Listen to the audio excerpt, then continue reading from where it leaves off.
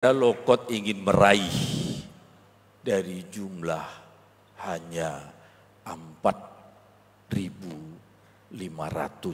sekian yang Anda dapat dari 9.800.000 yang harus Anda ambil. Yang pertama didapatkan oleh saudara-saudara kita PDIP 1.180.000 orang sekian. Nomor 2 didapatkan oleh Gerindra 8.700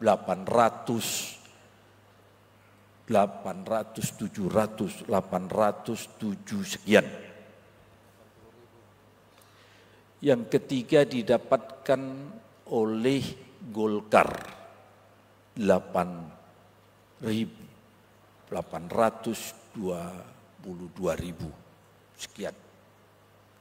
Yang keempat didapatkan oleh Nasdem 600.000 sekian.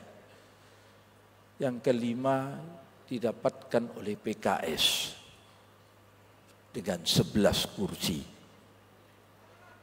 500 sekian. Demokrat hanya dapat 400 sekian, dia 9 kursi.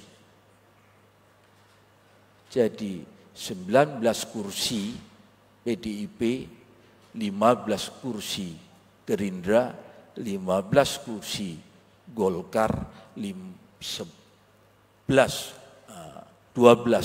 Nasdem, 11 PKS, 9 Demokrat. Jadi Anda jangan bangga dulu. Yang ingin saya sampaikan, jumlah pemilih tetap Sumatera Utara yang lalu itu adalah 9.800.000 sekian. 2024 adalah 10.900.000 sekian. Dari 9.800.000 sekian, itu 3.600.000 itu belum milih. Anda tak usah ngambil yang sudah dipilih orang.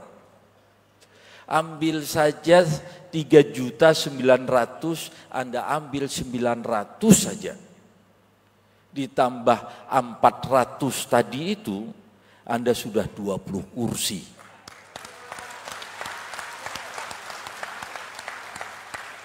Kalau Anda sudah bisa 20 kursi, saya pun tenang. Pengusungnya adalah.